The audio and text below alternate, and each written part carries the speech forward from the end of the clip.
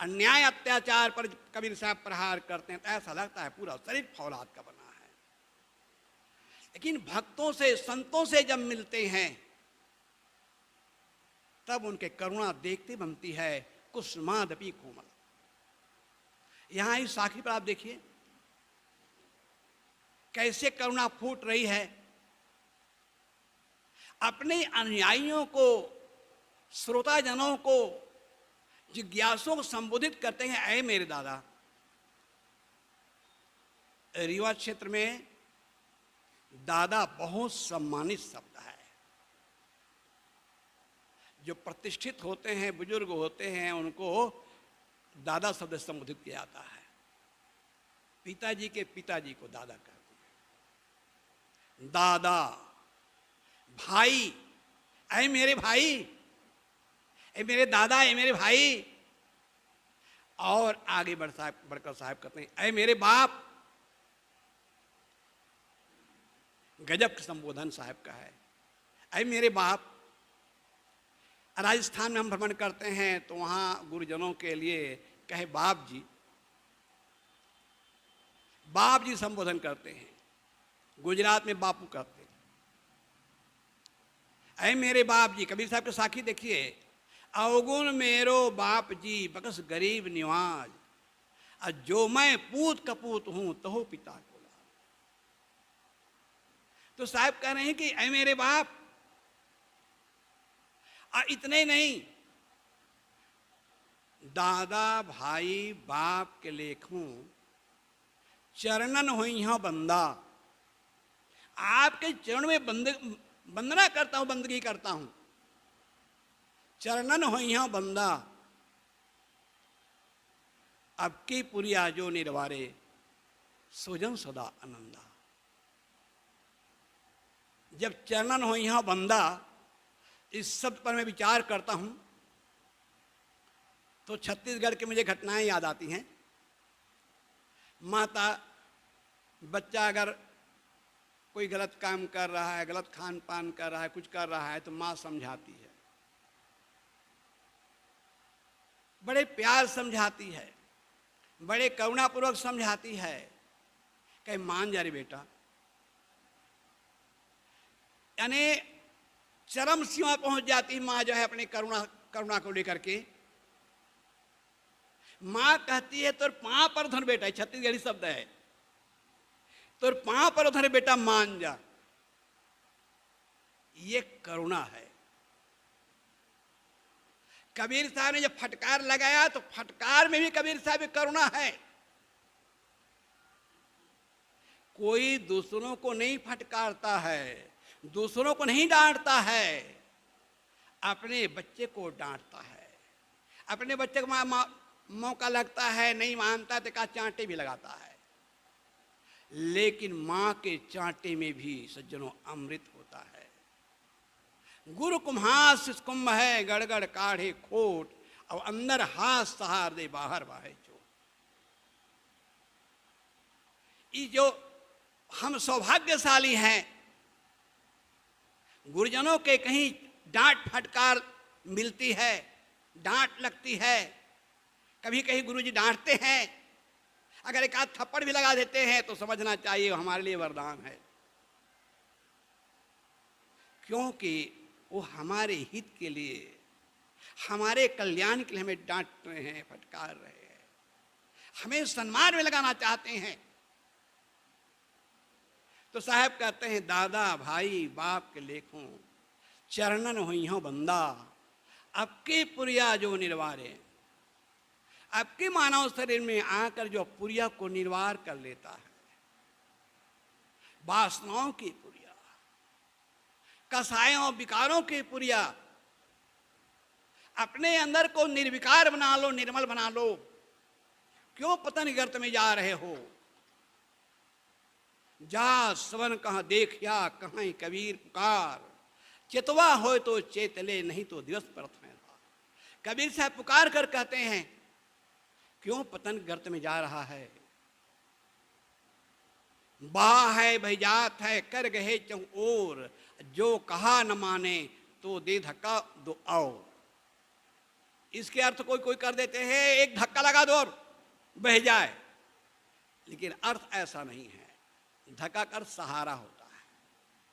नहीं मानता है, नहीं मानता है, कहना नहीं मानता है, तो भी कुछ उनको ऐसा सहारा दे दो कि उनके नैया पार लग जाए।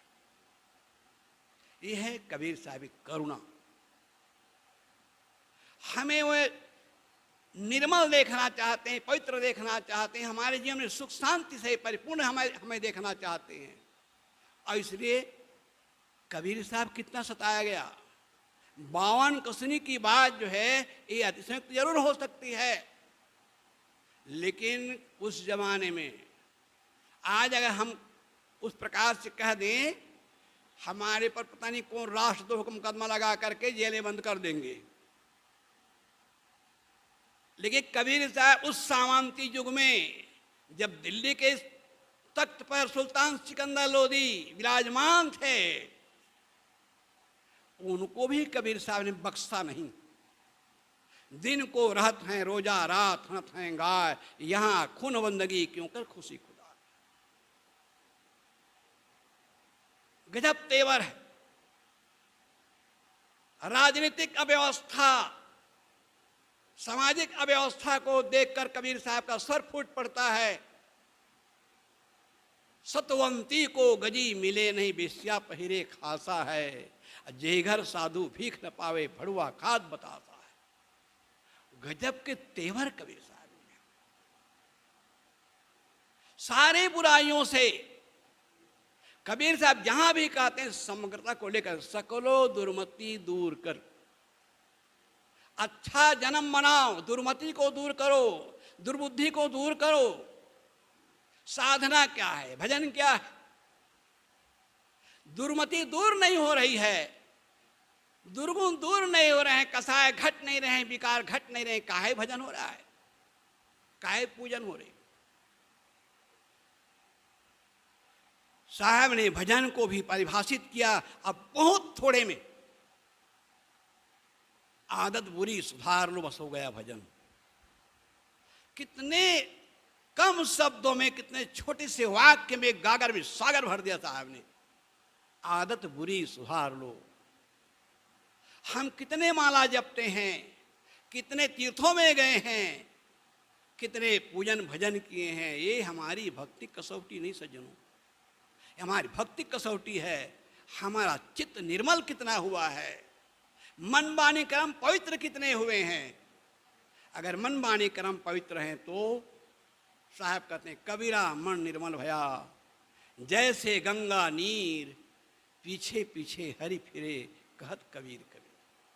साहब कहते कबीर मन निर्मल हो गए गंगा जल के समान, भगवान पीछे पीछे घूमते हैं।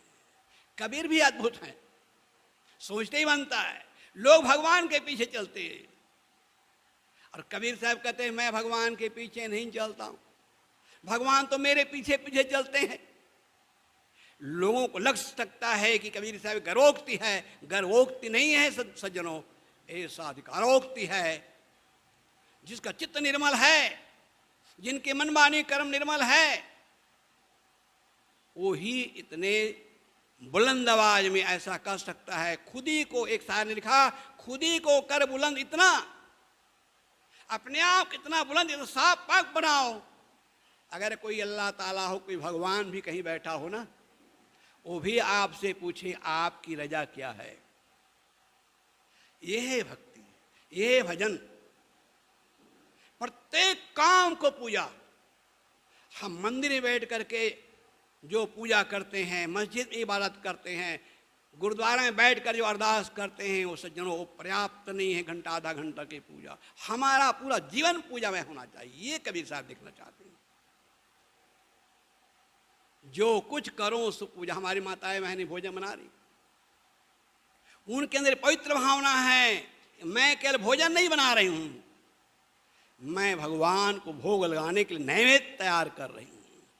हमारे घर के, हमारे माता पिता, हमारे बड़े बूढ़े, हमारे गुरुजन, ये भगवान भगवती हैं।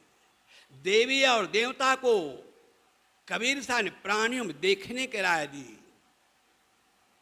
हम जब मूर्ति में भगवान देखते हैं, चित्र में भगवान देखते हैं, तो प्राणियों में भगवान और अच्छे ढंग से चरितार्थ होना चाहिए।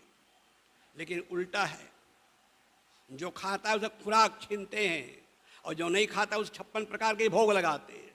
ये दुर्भाग्य है। होना ये चाहिए, मंदिर में आप जाएं चाहे ना जाएं, वहां 56 प्रकार के भोग लगाएं चाहे ना लगाएं। अगर आपके पड़ोस में कोई भूख से तड़प रहा है, उसको पहले भोजन खिलाओ। महाराष्ट्र में एक महान संत हुए एकनाथ जी महाराज। एकनाथ जी महाराज हरिद्वार से कांवर में गंगा जल लेकर जा रहे हैं। कहां? रामेश्वरम, भगवान शंकर को चढ़ाने। कुछ दूर बच गया था, दोपहरी का समय था। एक गधा प्यास के मारे तड़प रहा था। संत एकनाथ जी उनसे रहा नहीं गया। ये गधा प्यास के मारे तड़प रहा है। उन्होंने अपना कांवर उतारा और कांवर उतार करके पहले एक घड़ा पिलाया। एक घड़ा पिलाया तो लगा कि भी और पीना चाहता है, तो पूरा कांवर ने दोनों घड़ा वो गधे को पिला दिया।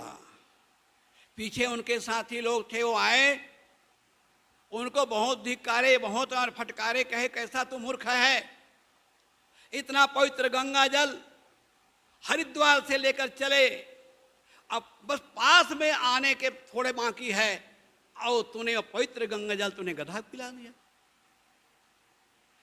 एक नाथ ने कहा, सज्जनों, मुझे तो कोई दूसरा नहीं दिख रहा है इसमें।